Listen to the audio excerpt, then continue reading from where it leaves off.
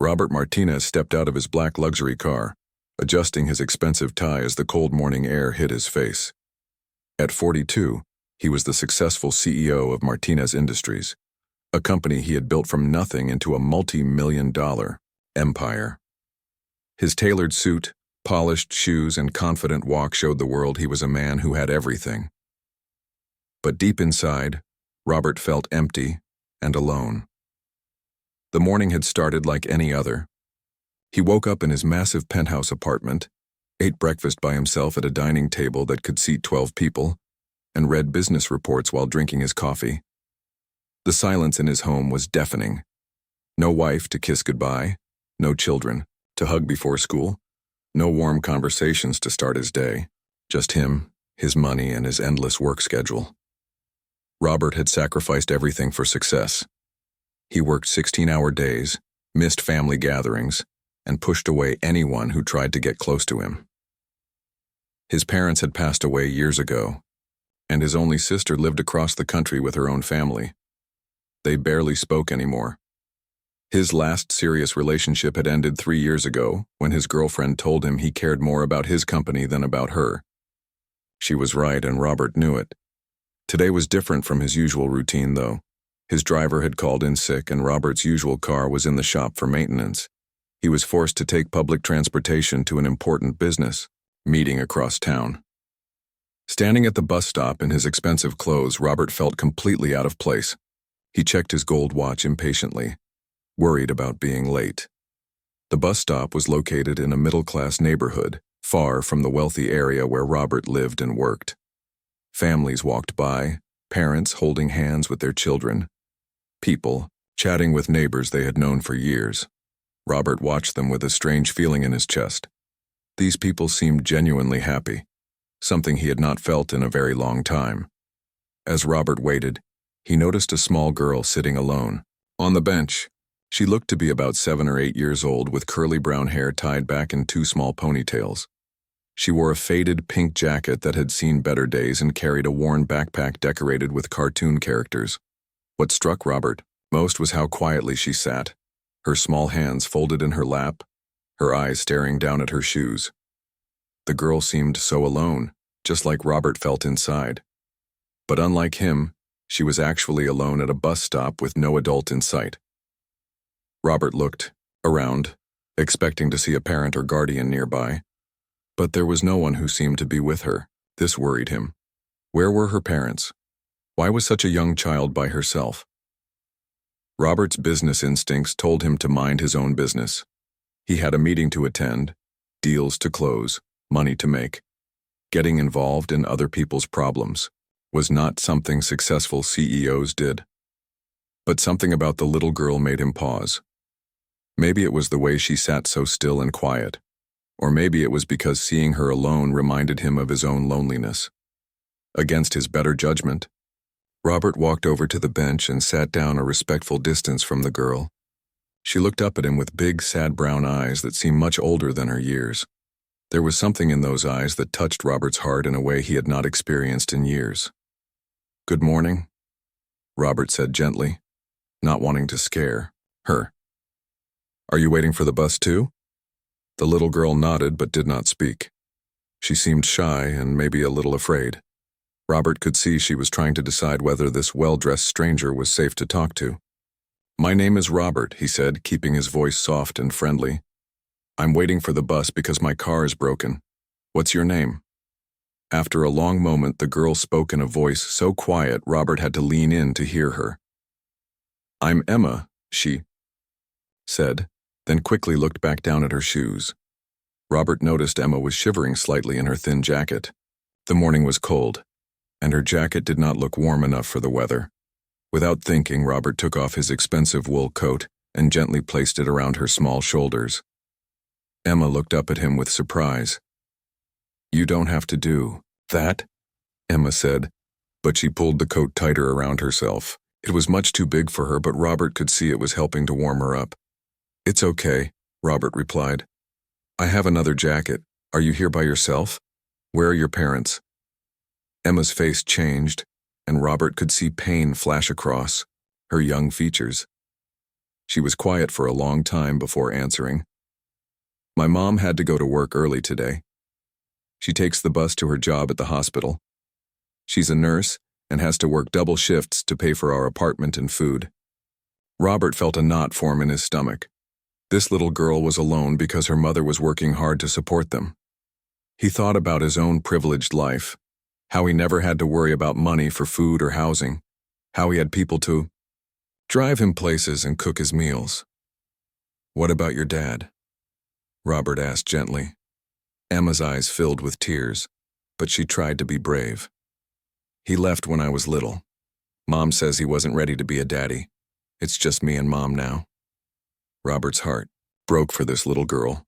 She was carrying burdens that no child should have to bear. Here he was, feeling sorry for himself because he was lonely, while this brave little girl was dealing with real hardship every single day. The bus arrived with a loud hiss of brakes. Emma stood up and started to take off Robert's coat, but he stopped her. "Keep it for now," he said. "You can give it back to me another time." As Emma climbed onto the bus, she turned back to Robert. "Thank you, Mr. Robert. You're very kind." Watching the bus drive away with Emma inside, Robert felt something shift inside his heart. For the first time in years, he had thought about someone other than himself and his business. This chance meeting with a lonely little girl at a bus stop was about to change both of their lives in ways neither could imagine. Robert could not concentrate during his business meeting. While his colleagues discussed profit margins and expansion plans, his mind kept drifting back to Emma's sad brown eyes and her quiet voice saying her father had left. The meeting that should have been the most important part of his day felt meaningless compared to the brief conversation he had shared with a 7-year-old girl at a bus stop. When the meeting finally ended, Robert found himself making an unusual decision. Instead of returning to his office to handle the mountain of paperwork waiting on his desk, he asked his assistant to cancel his afternoon appointments. Sarah, his longtime assistant, was shocked. In the 10 years she had worked for Robert, he had never canceled meetings unless he was seriously ill. "Is everything okay, Mr. Martinez?" Sarah asked with genuine concern. "You've been looking distracted all day." Robert paused, not sure how to explain what he was feeling. "I met someone today who made me realize I might be missing something important in my life. I need some time to think."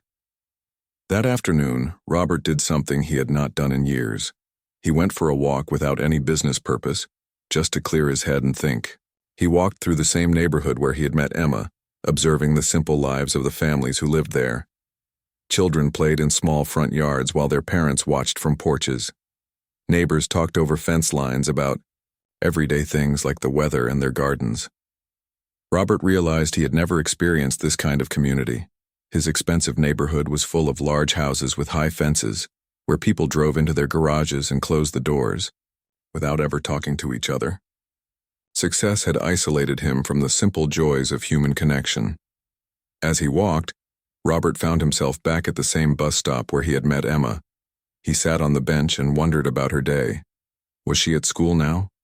Did she have friends to play with? What would she do when she got home to an empty apartment while her mother worked late shifts at the hospital? The next morning, Robert surprised everyone again by deciding to take the bus to work instead of using his repaired car. He told himself it was because he wanted to be more environmentally conscious. But deep down, he knew he was hoping to see Emma again. Sure enough, as the bus pulled up to the familiar stop, he saw her small figure sitting on the bench, wearing his large coat like a blanket. Emma's face lit up when she saw Robert stepping off the bus. She carefully folded his coat and held it out to him. "I kept your coat safe, Mr. Robert. Thank you for letting me borrow it." "You can keep it longer if you need it," Robert said, sitting down beside her. "It looks good on you." Emma smiled, the first real smile Robert had seen from her. "Mom said I should give it back because it looks very expensive. She taught me that we should always return things that belong to other people, even if they are nice to us." Robert was impressed by the values Emma's mother was teaching her, even in their difficult circumstances. "Your mother sounds like a wise woman. Tell me about her." Emma's eyes sparkled as she talked about her mother. "Her name is Maria, and she's the best mom in the world. She works so hard taking care of sick people at the hospital. Sometimes she comes home so tired she falls asleep in her work clothes, but she always makes sure I have dinner and helps me with my homework first. She sounds wonderful, Robert said, and he meant it. What about school? Do you like your teacher? I love school, Emma said, her shyness disappearing as she talked about something that made her happy. My teacher, Mrs. Johnson, is really nice. She's teaching us how to read big books and do math with numbers bigger than 100. I want to be smart like my mom so I can help people too when I grow up. Robert felt a warmth in his chest as he listened to Emma's enthusiasm for learning. When was the last time he had felt excited about anything besides closing a business deal? This little girl, who had every reason to be bitter about her difficult life, was full of hope and dreams for the future. What do you want to be when you grow up? Robert asked. Emma thought seriously for a moment. Maybe a doctor like the ones my mom works with, or maybe a teacher like Mrs. Johnson. I want to do something that helps people feel better. The bus arrived, and as Emma climbed on, she turned back to Robert. Will you be here tomorrow, Mr. Robert? I think so, Robert replied, surprising himself with the answer. That day at work, Robert found himself thinking differently about his employees and his business. During a staff meeting, he actually listened when people talked about work-life balance and family time. He noticed that his assistant, Sarah, had pictures of her children on her desk, pictures he had walked past thousands of times without really seeing them. Sarah, Robert said after the meeting, how old are your children? Sarah looked surprised by the personal question. Tommy is 9 and Jessica is 12. Why do you ask, Mr. Martinez? I was just wondering. Do you ever worry about them being alone after school while you work? Sometimes, Sarah admitted. They go to after-school care, but it's expensive. My husband and I both work, but it's still hard to make ends meet some months. For the first time, Robert realized that many of his employees probably struggled with the same challenges as Emma's mother. They worked hard to support their families, but money was always tight. He had been so focused on profit margins that he had never considered the human cost of keeping salaries low to increase company earnings. That evening, instead of staying late at the office as usual, Robert left at a reasonable time and went home to research something he had never thought about before. What it was like to be a single parent trying to make ends meet. What he learned shocked him. He discovered that many families were one emergency away from financial disaster. A sick child, a broken-down car, or an unexpected medical bill could destroy a family's budget for months. Single mothers like Emma's, Mom often worked multiple jobs just to pay for basic necessities, leaving little time to spend with their children. Robert realized that while he worried about being lonely, there were people like Maria who were so busy working to survive that they barely had time to feel lonely. They had real problems that made his emotional struggles seem small in comparison. As he sat in his expensive penthouse that night, looking out at the city lights, Robert made a decision that would surprise everyone who knew him. He was going to find a way to help Emma and her mother. But more than that, he was going to find a way to make his life meaningful beyond just making money. For the first time in years, Robert fell asleep thinking about someone other than himself. He dreamed about a little girl with sad brown eyes who wanted to help people when she grew up, and he wondered what he could do to make sure her dreams came true. The next morning, Robert arrived at the bus stop earlier than usual, carrying 2 cups of hot chocolate and a bag of fresh pastries from an expensive bakery downtown. He wanted to make sure Emma had a warm breakfast before school. When she arrived, bundled up in his oversized coat, her face lit up with surprise and joy. "Mr. Robert, you brought breakfast?" Emma's eyes widened as she accepted the warm cup. "This smells so good, but you didn't have to do this." "I wanted to," Robert said simply, sitting beside her on the bench. Everyone deserves a good breakfast to start their day. As Emma sipped the hot chocolate and ate a blueberry muffin, she chatted happily about her upcoming school day. She had a spelling test, and she was excited because she had practiced all the words with her mother the night before. Robert listened intently, amazed by how the simple things that made Emma happy were so different from what he thought brought joy. "Mr. Robert," Emma said suddenly, looking at him with curious eyes, "what do you do for work? You always wear such nice clothes." Robert paused, realizing that explaining his job to a 7-year-old might be complicated. I run a company that makes things and helps other businesses. It's hard to explain. Do you like your job? Emma asked with the directness that only children possess. The question caught Robert off guard. Did he like his job? He had spent so many years focused on success and making money that he had never stopped to ask himself if he actually enjoyed what he did for a living. I used to think I did, Robert answered honestly. But lately, I'm not so sure. Emma nodded, seriously, as if she understood perfectly. My mom says it's important to do something that makes you happy and helps other people. She says that's why she became a nurse, even though it's really hard work. Out of the mouths of babes, Robert thought. This little girl and her mother had figured out something about life that he, with all his business education and success, had completely missed.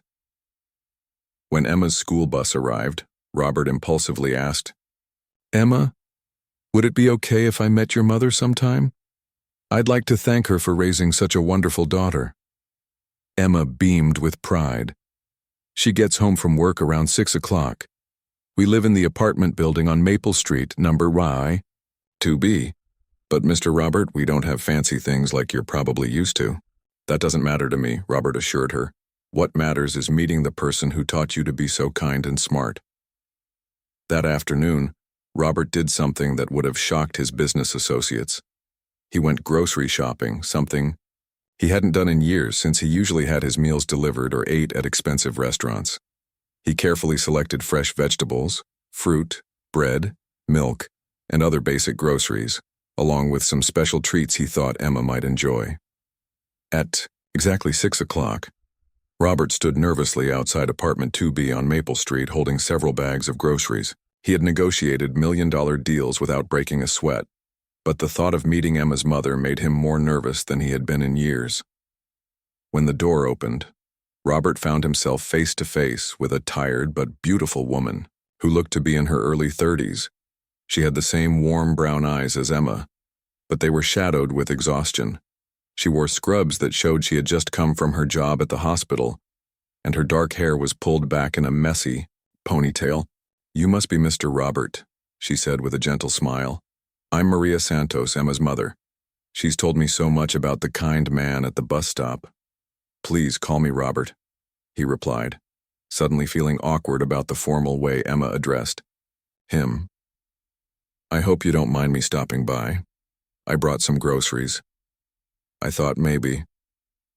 Maria's eyes filled with tears as she looked at the bags Robert was carrying. For a moment he worried that he had offended her by assuming they needed help. But then she spoke and her voice was filled with emotion. "That's incredibly kind of you, Robert. Please come in. Emma, your friend Mr. Robert is here." Emma came running from what appeared to be the living room, which doubled as her bedroom. Robert could see a small couch that had been made up with blankets and pillows where Emma obviously slept. The apartment was tiny but spotlessly clean, with Emma's school artwork taped proudly to the refrigerator and books stacked neatly on a small table. As Maria put away the groceries, Robert noticed her hands shaking slightly. She seemed overwhelmed by the kindness of a stranger, and Robert realized that probably not many people had offered to help her during her struggles as a single mother. "Please sit down," Maria said, gesturing to the small kitchen table. "Can I make you some coffee? It's not fancy, but it's hot." "That would be wonderful," Robert said, though he usually only drank expensive imported coffee. As Maria prepared the simple coffee, Emma showed Robert her homework and told him about her spelling test, which she had passed with flying colors. "Emma is the smartest girl in her class," Maria said with obvious pride as she set down 3 mismatched mugs of coffee. "She gets that from her father. He was always good with books and learning." Robert noticed the sadness that crossed Maria's face when she mentioned Emma's father. Emma had told him that her father left when she was little, but Robert could see that Maria still carried pain from that abandonment. "It must be difficult raising Emma on your own while working such demanding hours," Robert said gently. Maria's smile was brave but tired. "Some days are harder than others. The double shifts at the hospital are exhausting, and I worry about Emma being alone so much. But she's such a good girl and we take care of each other." Mom works so hard, Emma said, snuggling up next to her mother on the small couch. Sometimes I hear her crying at night when she thinks I'm asleep, but she always smiles for me during the day. Robert's heart ached as he watched the love between this mother and daughter. They had so little in terms of material possessions, but they had something he had never experienced: unconditional love and devotion to each other. "Maria," Robert said carefully, "would you mind if I asked what happened with Emma's father?" Maria was quiet for a long moment, holding Emma close. "David was young when Emma was born. We both were. He said he wasn't ready to be a father, that having a baby was too much responsibility. One day, when Emma was 2, he just left. Said he needed to find himself and couldn't do it with a family holding him back." "I'm sorry," Robert said, meaning it deeply. "That must have been devastating." "It was," Maria admitted, "but it also made me stronger. I realized that Emma and I could make it on our own. It hasn't been easy, but every sacrifice is worth it. When I see her smile or hear her laugh." As the evening wore on, Robert found himself more relaxed and happy than he had been in years. Emma showed him her favorite books. Maria shared stories about her work at the hospital, and they all laughed together like old friends. For the first time, Robert understood what it meant to be part of a family, even if it wasn't his own. It was time to leave. Emma hugged Robert tightly. "Thank you for the groceries and for being our friend, Mr. Robert." "Thank you for letting me into your home," Robert replied, hugging her back. "I hope I can visit again soon." As Robert walked back to his car, he realized that this tiny apartment with its secondhand furniture and mismatched dishes felt more like a home than his expensive penthouse ever had. Maria and Emma had taught him something precious about what really mattered in life, and he knew that meeting them was going to change everything about how he lived. Over the following weeks, Robert's routine completely changed.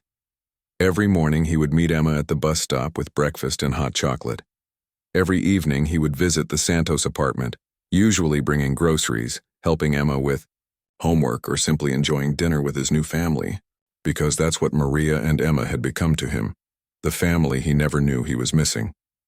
Robert learned more about their struggles during these visits. Maria worked 12-hour shifts at the hospital, sometimes pulling double shifts when they were short-staffed. She made barely enough money to cover rent, utilities, food, and Emma's school supplies. There was no money left over for extras like new clothes, toys, or family outings that other children took for granted. Emma never complained about what she didn't have. Instead, she found joy in simple things: a new library book, helping her mother cook dinner, or drawing pictures with the small set of colored pencils Robert had brought her. Her resilience and positive attitude amazed Robert every day. One evening, as Robert was helping Emma with a math worksheet, Maria collapsed at the kitchen table. She had been feeling dizzy all day, but had pushed through her shift at the hospital because she couldn't afford to miss work. Robert immediately drove her to the emergency room, holding a frightened Emma's hand while doctors examined her mother. "She's severely anemic and exhausted," the doctor explained to Robert, since he was the only adult present. "She needs rest, proper nutrition, and iron supplements. Working these kinds of hours while not eating properly is dangerous. She could have fainted while driving or working with patients." Robert's heart sank as he realized that Maria had been slowly destroying her health trying to provide for Emma. She wasn't just tired from work. She was literally sacrificing her well-being because she couldn't afford both proper food for herself and everything Emma needed. When Maria was released from the hospital with strict orders to rest for several days, Robert made a decision that surprised everyone, including himself. "You're both coming to stay at my place while you recover," he told Maria firmly, "and I don't want to hear any arguments about it." "Robert, we can't impose on you like that," Maria protested weakly. "We barely know each other, and you've already done so much for us." "You're not imposing," Robert insisted. "You're letting me help people I care about. Please, Maria, let me do this." Emma looked up at her mother with worried eyes. "Please, Mom, you need to get better, and Mr. Robert has a really big house with lots of bedrooms." Maria finally agreed, too exhausted to argue further. Robert drove them to his penthouse carrying a sleeping Emma, while Maria leaned on his arm for support. As they entered his luxurious apartment, Robert suddenly felt embarrassed by the excess of his lifestyle. The place was huge, cold, and impersonal, the opposite of their warm, cozy apartment. "This is where you live?" Emma asked in wonder, looking around at the expensive furniture and artwork. "It's like a palace." "It's just a place to sleep," Robert replied, realizing for the first time how empty his beautiful home felt. "Your apartment is much more of a home than this place has ever been." Over the next few days, something magical happened. Emma's laughter filled the silent hallways of Robert's penthouse. Her drawings appeared on his refrigerator next to his expensive wine collection. Her small shoes sat next to his polished business shoes by the front door. For the first time in his adult life, Robert's house felt like a home. Maria slowly regained her strength with proper rest and nutrition. Robert insisted on cooking for them, discovering a talent he never knew he had. They would eat dinner together at his large dining table, which had never hosted a family meal before. Emma would tell them about her school day while Maria shared funny stories from the hospital. "You know," Maria said one evening as they cleaned dishes together, "Emma talks about you constantly. You've become very important to her." "She's important to me too," Robert replied honestly. "Both of you are. I never realized how lonely I was until I met you." "What about your family?" Maria asked gently. "Do you have children?" Robert shook his head. "I was so focused on building my business that I never made time for a family. I thought success would be enough, but it's not. You and Emma have shown me what I've been missing all these years." One night, Robert woke up to the sound of Emma crying. He found her sitting in the guest bedroom, tears streaming down her face. Without hesitation, he sat on the bed and pulled her into a gentle hug. "What's wrong, sweetheart?" Robert asked, using the endearment naturally for the first time. "I had a nightmare about my daddy," Emma sobbed into his shoulder. "I dreamed he came back, but then he left again because I wasn't good enough." Robert's heart broke for this innocent child who blamed herself for her father's abandonment. "Oh, Emma," he said softly, "you are more than good enough. You're perfect just the way you are. Your daddy leaving had nothing to do with you. Sometimes grown-ups make mistakes, and your daddy made a big mistake when he left you and your mom." "Do you think he'll ever come back?" Emma asked hopefully. Robert chose his words carefully. "I don't know, sweetheart, but I know that you and your mom are surrounded by people who love you. And no matter what happens, you'll always have your mom and me." "Do you promise you won't leave like my daddy did?" Emma asked, her big brown eyes searching his face. "I promise," Robert said without hesitation, meaning it with every fiber of his being. "I'm not going anywhere." The next morning, Robert made a phone call that would change all their lives. He called his lawyer and asked him to research the legal process for adoption. He had fallen in love with Emma and Maria, and he wanted to make their family official. But before he could take that step, he needed to know more about Emma's father and why he had really left. That afternoon, while Emma was at school and Maria was resting, Robert hired a private investigator to find David Santos and learn the truth about why he had abandoned his family. What the investigator discovered would shock everyone and test the strength of the bonds they had formed. The truth about Emma's father was more complicated and heartbreaking than any of them had imagined, and it would force them all to make difficult decisions about their future together. As Robert tucked Emma into bed that night in his guest room, she looked up at him with sleepy eyes. "Mr. Robert, are we going to be a real family someday?" "We already are a real family, Emma," Robert replied, kissing her forehead. "Love makes a family, not paperwork." But even as he said those words, Robert knew that the investigation he had started might uncover secrets that could tear their newfound happiness apart.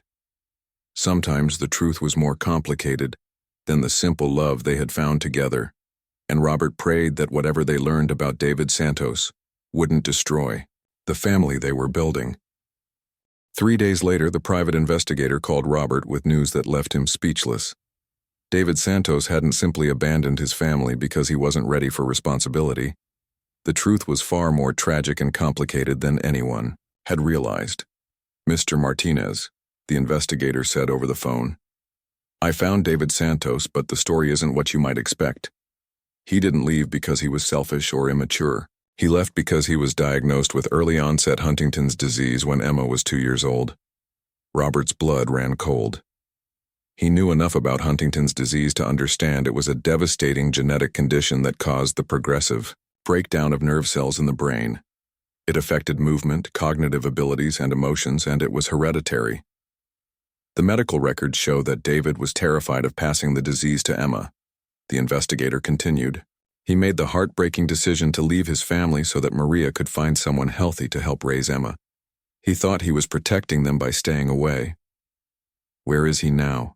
Robert asked, his voice barely above a whisper. "He's in a long-term care facility about 50 miles from here. The disease has progressed significantly. He's been there for 3 years, paying for his own care with his savings. He never contacted Maria because he didn't want her to feel obligated to care for him or watch him deteriorate." Robert sat in stunned silence, processing this information. David Santos wasn't the selfish man who had abandoned his family. He was a man who had made an impossible choice, sacrificing his own happiness and his relationship with his daughter to protect them from watching him die slowly. "There's more," the investigator said gently. "Emma has a 50% chance of carrying the gene for Huntington's disease. She can be tested, but most doctors recommend waiting until children are older before doing genetic testing for conditions like this." That evening, Robert struggled with whether to tell Maria what he had learned. She deserved to know the truth, but he also knew this information would devastate her. She had spent 5 years believing that the man she loved had simply walked away from their family. Learning that he had sacrificed everything to protect them would break her heart in an entirely different way. When Emma went to bed, Robert sat Maria down in his living room and gently told her everything the investigator had discovered. Maria listened in complete silence, tears streaming down her face as she learned the truth about the man she had loved and lost. "He's been sick all this time?" Maria whispered, her voice breaking. "He's been alone, dying, thinking he was protecting us?" Robert nodded, his own eyes filled with tears. "He thought he was doing the right thing. He didn't want you to have to watch him deteriorate or worry about Emma's future." Maria stood up abruptly and walked to the window, looking out at the city lights. "I have to see him," she said firmly. "I have to let him know that Emma and I are okay, that we never stopped loving him." "Are you sure?" Robert asked gently. "It might be very difficult. The disease changes people, and he may not be the David you remember." "I don't care," Maria said, turning to face Robert with determination in her eyes. "He's Emma's father, and he's been suffering alone because he thought he was protecting us. I won't let him die thinking we hate him." The next morning, Robert made arrangements to visit the care facility where David was living. He decided not to tell Emma where they were going, wanting to see David's condition first before determining whether it would be appropriate for Emma to see her father. The Sunset Manor Care Facility was a clean, well-maintained building, but it couldn't hide the sadness that seemed to permeate every hallway. Robert and Maria walked nervously to room 127, where David Santos had been living for the past 3 years. When they entered the room, Robert barely recognized the man lying in the hospital bed as someone who could have fathered the vibrant, intelligent Emma. David appeared much older than his 35 years, his body thin and frail from the effects of the disease. His movements were jerky and uncontrolled, and his eyes had a vacant quality that showed the cognitive effects of his condition. But when David saw Maria, something flickered in his eyes: recognition, love, and overwhelming sadness. "Maria?" David's voice was slurred and difficult to understand, but the emotion behind it was unmistakable. You shouldn't be here. I told you to forget me." Maria approached the bed slowly, tears flowing freely down her cheeks. "Oh, David, why didn't you tell me? Why didn't you let me decide whether to stay with you? Couldn't watch you waste your life taking care of me," David struggled to say. Emma. How is Emma? Is she healthy? She's beautiful and smart and kind, Maria said, taking David's trembling hand in hers. She looks just like you, and she has your love of learning. She's been asking about you for years. David's face crumpled with emotion. Does she hate me for leaving? She could never hate you, Robert said, speaking for the first time since they had entered the room. She's been hoping you would come back. She thinks she did something wrong to make you leave. No, David said with more force than his weakened condition should have allowed. She's perfect. She's everything good in this world. I left because I love her too much to let her watch me become this. Maria squeezed David's hand tighter. You should have let me make that choice with you. We could have faced this together. Emma deserved to know her father, even if it meant saying goodbye sooner than we wanted. Over the next hour, David shared the painful story of his diagnosis and the impossible decision he had made. He had started showing symptoms when Emma was 18 months old: small tremors in his hands, difficulty concentrating at work, and sudden mood swings that scared him. When the doctors confirmed his worst fears, he had spiraled into despair. I watched my own father die from this disease when I was 15, David explained, his words coming slowly and with great effort. I knew what was coming. The loss of control, the personality changes, the way it destroys families. I couldn't put you and Emma through that. But we lost you anyway, Maria said softly. Emma has grown up thinking her father didn't want her. Do you understand how much that has hurt her? David closed his eyes and Robert could see the weight of guilt and regret on his face. I thought it would be easier for her to think I was just a bad person who left. Better than watching me become someone she wouldn't recognize. Robert had remained quiet during most of this conversation, but now he felt compelled to speak. David, I've gotten to know Emma over the past few weeks. She's an incredible little girl and she has your strength and intelligence. But she's also been carrying a burden that no child should have to carry. The belief that she wasn't good enough to make her father stay. I need to see her, David said suddenly, his eyes focusing with more clarity than they had shown since Robert and Maria arrived. I need to tell her it wasn't her fault, even if I can't be the father she deserves. She needs to know she's loved. Maria looked at Robert questioningly. This was a decision that would affect Emma profoundly, and they both wanted to make sure they were doing the right thing. The doctors here say David has good days and bad days, the nurse explained when Robert asked about his condition.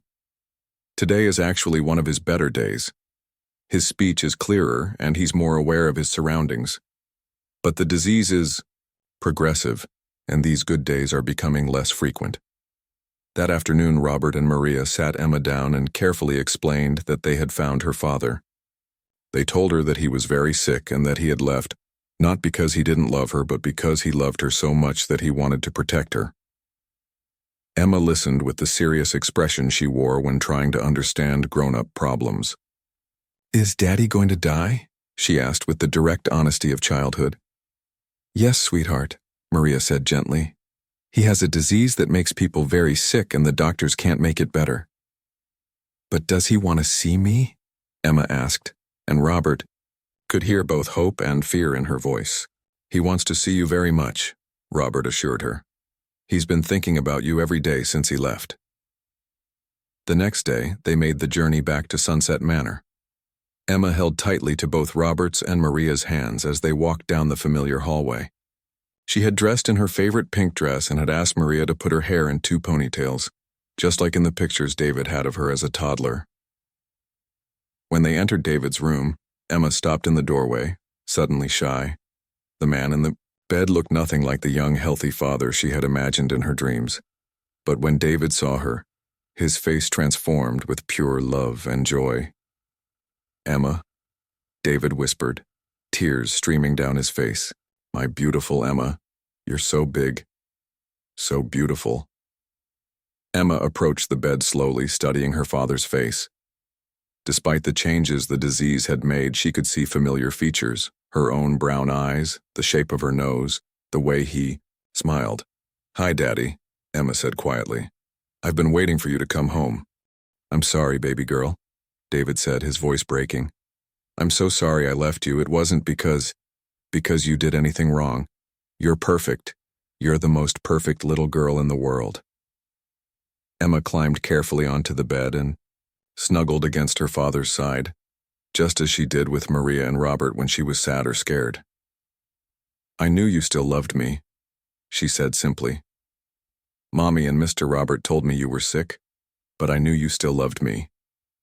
Robert watched this reunion with tears in his eyes, understanding that he was witnessing something sacred, the healing of a father-daughter bond that had been broken by circumstances beyond anyone's control.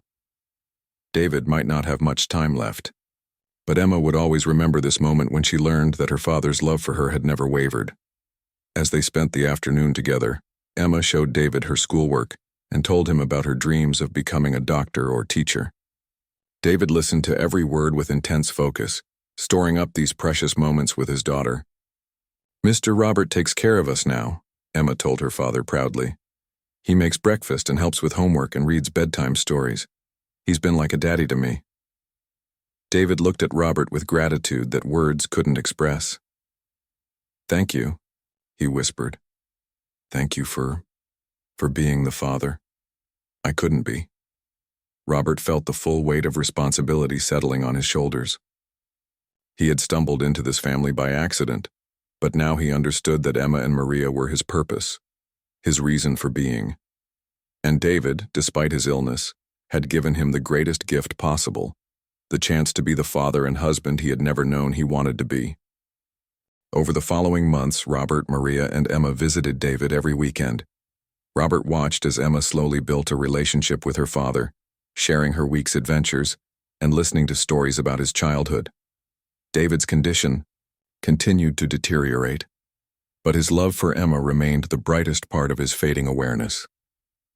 During one of these visits, David asked to speak with Robert privately. With great effort, he managed to communicate what was on his heart. "I need to ask you something important," David said, gripping Robert's hand with surprising strength. Will you marry Maria? Will you adopt Emma? Legally?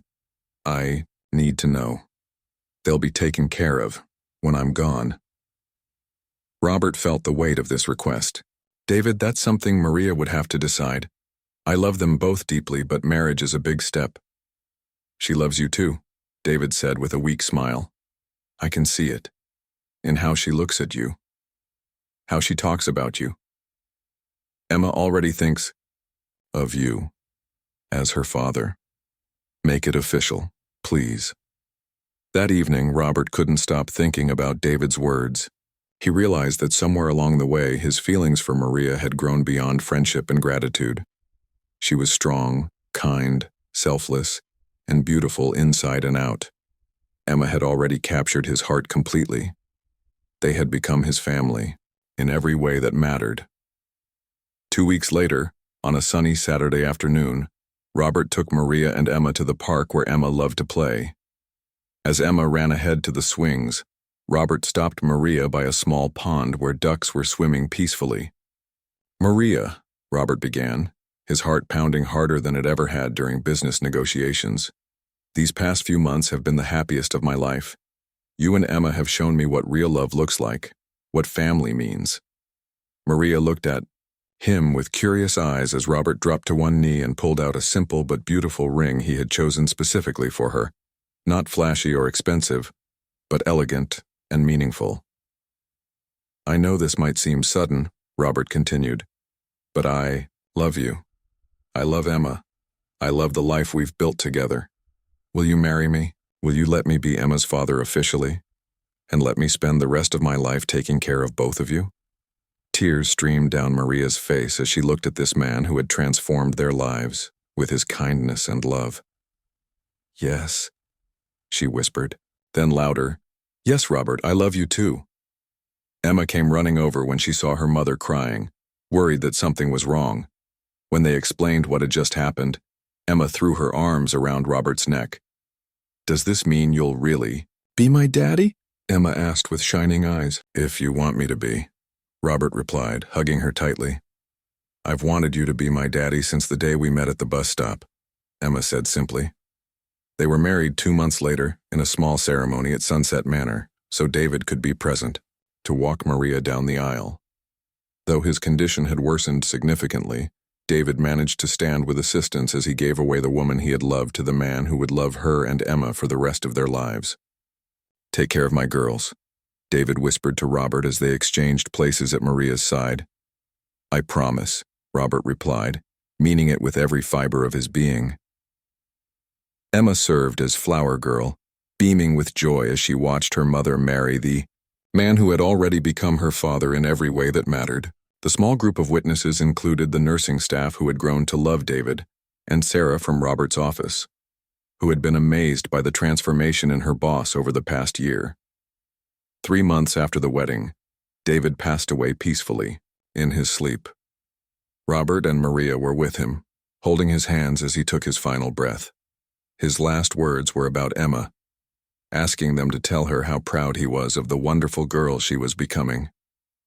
Emma grieved for the father she had, just found and lost again, but this time her grief was different. She mourned not because she felt unloved or abandoned, but because she would miss someone who had loved her deeply. Robert and Maria helped her understand that grief was love with nowhere to go, and that David would always be with her in the kindness she showed others and the love she carried in her heart. A year later, Robert's life looked nothing like it had when he was the lonely CEO who had everything but felt empty inside. He still ran his company, but he had restructured it to focus on helping families like Maria's. He created a foundation that provided scholarships for children of single parents, healthcare assistance for families in need, and support for medical research into diseases like Huntington's. Emma thrived in her new life. She excelled in school, made friends easily, and never lost her desire to help others. She often talked about her 2 fathers, David, who had loved her enough to sacrifice his own happiness for her well-being, and Robert, who had chosen to love her and make her dreams possible. Maria flourished as well. With financial security for the first time in her adult life, she was able to reduce her work hours and spend more time with Emma. She also went back to school to become a nurse practitioner, wanting to help families facing medical crises like the one that had separated her from David. On the first anniversary of meeting Emma at the bus stop, Robert took his family back to that same bench. They sat together, Emma between her parents watching other families wait for their buses. "Do you ever wonder what would have happened if you hadn't gotten on that bus that day?" Maria asked Robert, snuggling closer to him in the cool morning air. "I think about it sometimes," Robert admitted. "I was so lonely and empty inside. I had everything I thought I wanted, but I was slowly dying inside without even realizing it. I think God put you at that bus stop exactly when we needed you," Emma said with the simple faith of childhood. "You saved us, but we saved you too." Robert looked at his daughter, because that's what Emma truly was now in every legal and emotional sense, and marveled at her wisdom. "You're absolutely right, sweetheart. We all saved each other." As they sat on that bench where their story had begun, Robert reflected on how one small act of kindness, offering his coat to a cold little girl, had completely transformed 3 lives. He had learned that true success wasn't measured in dollars or business achievements, but in the love you gave and received, the lives you touched, and the family you built. The lonely CEO who had once felt like he had everything but was truly empty had discovered that real wealth came in the form of a 7-year-old girl with sad brown eyes who needed someone to care, and a strong single mother who needed someone to share the load. In trying to help them, Robert had found the purpose and meaning that had been missing from his life. Emma still took the bus to school sometimes, though she no longer had to wait alone. Robert or Maria would wait with her, and she never doubted that someone who loved her would be there when she got home. The little girl who had once sat quietly at a bus stop, carrying burdens too heavy for her small shoulders, now laughed freely and dreamed big dreams, knowing that she had 2 parents who would do anything to help her achieve them. And every morning Robert woke up in his house that had finally become a home, grateful for the day he had decided to take the bus instead of his car.